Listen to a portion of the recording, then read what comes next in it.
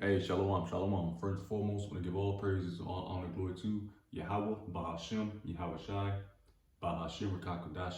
Double honors be to the apostles and elder bishops of the great millstone. Peace and salutation to the elders and non-committed GMS, and men that are like him, that is push his word with truth and sincerity.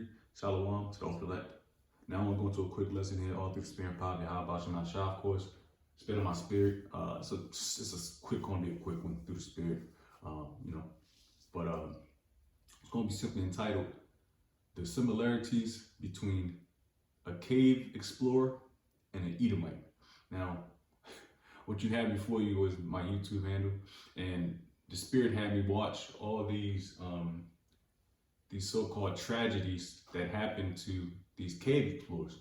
All right, these cave explorers and these cave divers. All right, if you don't know what cave explorers or cave divers are, they go through the what they do is they go into these, it's common sense, but they go and explore caves, and what they do is they set like guidelines to measure the distance. All right, so you got a guideline from the beginning of the cave and a guideline to the end of the cave up to where you can actually stop a stopping point. So say it's 396 feet. That's as far as you can go, as humanly possible, due to your size and or your capacity of your air. All right. So these Edomites, what they do is, because predominantly they're Edomites, obviously. I'll tell you one thing. I've never seen an Israelite, a so-called Negro man, so someone that looks like a Negro, and some of them could be Jakes, that goes down there and explore the caves. All right. Now we're gonna see a couple things, a couple videos. I watched like maybe 20, 22 of them joints, and I was asleep, so I was just up all night through the spirit, just watching these joints and the tragedies, so-called, these Edomites getting pinched, being left upside down at a 30-degree angle, can't move your arms, your head is pinched in. Some dude was up for 3 weeks starving, hypothermic, drowning, whatever, man. But I tell you this, man, it's the judgment of Yahweh Shem Shai, man. And don't really think for 1 second I got pity for these Edomites, man. Because I was thinking, I'm like, damn, okay, that's a hard way to go out, man. Starving, drowning, being cold, being pinched, you can't move. You just get stuck. So you die in these caves. But I can't really have pity for it. I was starting like, damn, because Jake is compassionate, man. I'm like, damn, man, that's not a way to go out, man. But yeah, but look what you did to so-called blacks, Hispanics, Native Americans. That was in the back of my head, like, hold up, I'm tripping, but so here you see the similarities between these Edomites. You got the common precepts, man. You're going to Job 31:5, Obadiah. We can close out. It's gonna be a quick one. Let's just see a couple of them. The one, this was a tragic one. The dad gets stuck and he slid in, but guess he had his 2 sons with him that was trying to pull him out. So he had to see his father suffer. So, man, oh man, trapped 17 days, literally stuck in the cave wall. He gave up the spirit in the cave wall. And these are all judgments of Yahweh Shem Shai, man. But let's play a quick one. Now I'm gonna fast forward a little bit, man. But this is what Edomites do on their free time. And what else they do? I'm sorry, I'm talking a little too much. What else? Because what also they do is they try to outshine each other. So they get excited for this. So one guideline is 396 feet, but they can't cross it because their body won't fit. And the next Edomite group will go out and try to compass that with newer guidelines, try to push farther than 396 feet and be excited about it. These Edomites are always about outshining each other, man. Man, I can go. But let's get a precept. Because the majority about it is about pride, man. It's about pride, because, and I'm gonna get that real quick, because it's about pride with these Edomites, these devils. It's always about a competition. Who can be the best? There's nothing wrong with that, but it's got to be healthy healthy bit of competition, man. All right, like even with the Israelites, the Jakes, it's a healthy competition. Like Jake might get a little butthurt because he got beat in the sport, but at the end of the day, we in the same team, man. Damn, shit's acting up, man. Salakia, man. God damn, hate this slow ass fucking Salakia.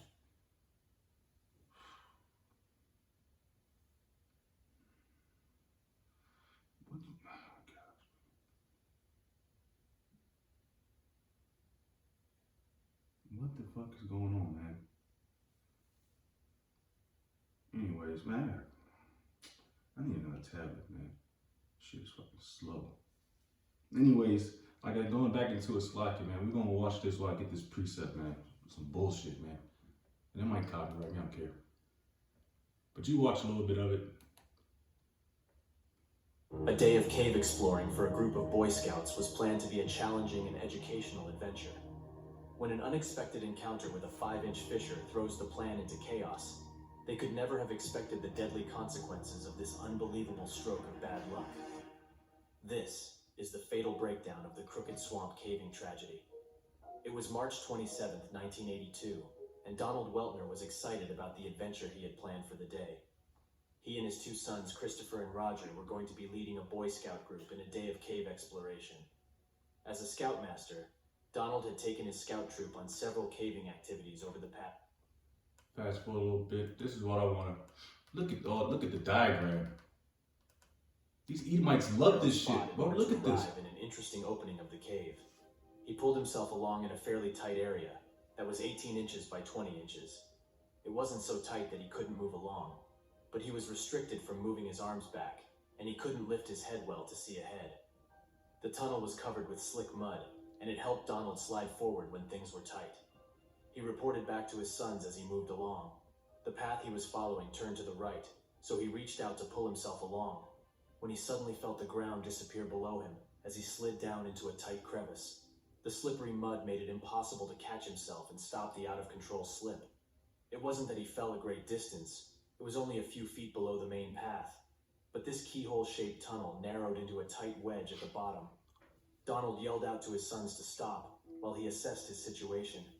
His arms were trapped down at his sides, so he couldn't find a way to leverage himself back up. Look at that. The path angled down 30 degrees, which had gravity working. Look at that, man. This is arrogancy. This is retarded, man. I'm looking at this. I'm like, man, I would never do this. I would never step foot in a cave. But this is what these cave guys do. You know. But let's get a couple of precepts, man.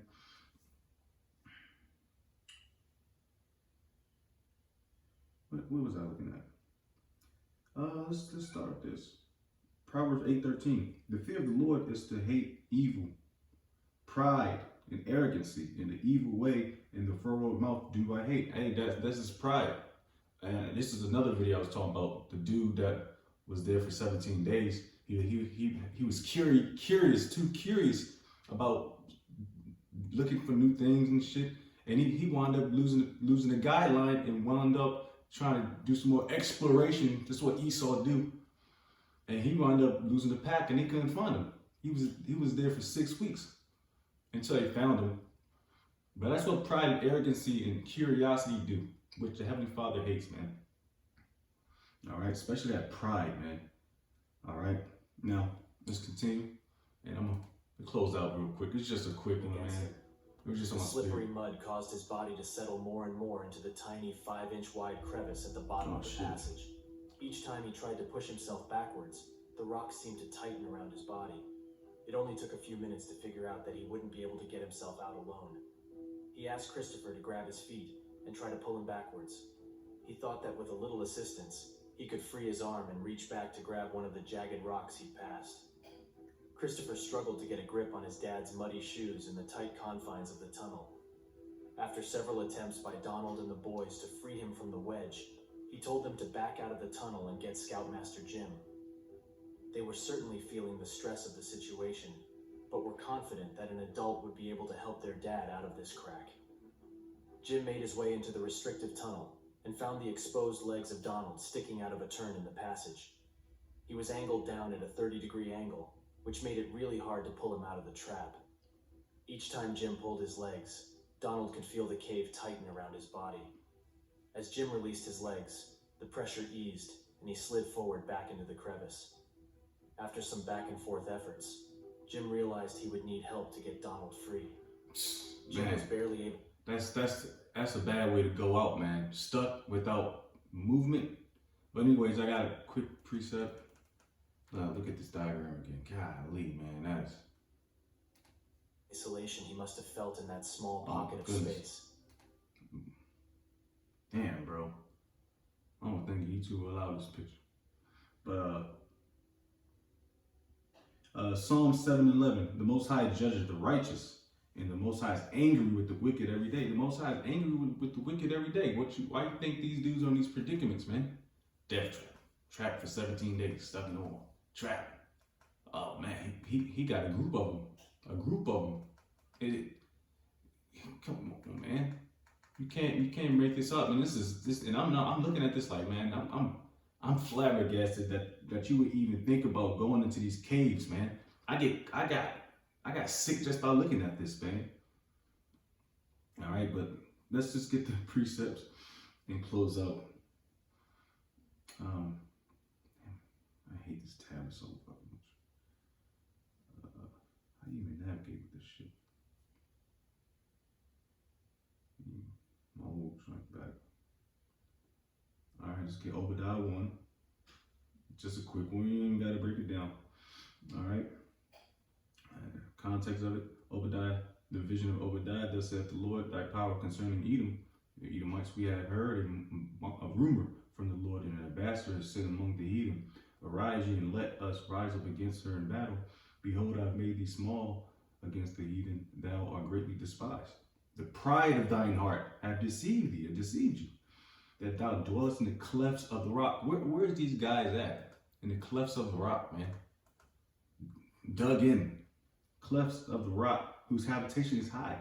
Thus saith in his heart, who shall bring me down to the ground? Who shall bring me down to the ground? Look at this dude. This dude gets stuck. We got stuck. This is bring you down to the ground. You know, it's literally and physically. Come on, man. But, you know, that's the point, man. You know, but that just shows you, you know, Job 4:7, you perish as being innocent, and clearly Esau is not innocent. Look what you've done to the world, man. All right? You got the nerve to want to explore shit. But anyways, excuse me, that was just on my spirit. It's just stupidity at its finest, man. That's why these people can't rule the earth, man.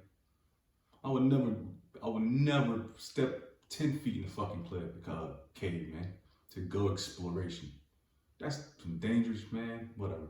Anyways, giving all praise, all honor, glory to Yahweh, Bahashem, Yahweh Shai, Bahashem Kakadash. Double honors be to the apostles and elder bishops of Great Millstone. Peace and salutations to the elders and occupiers of GMS and men that are like them, that is Christian's word with truth and sincerity. Shalom, Topher.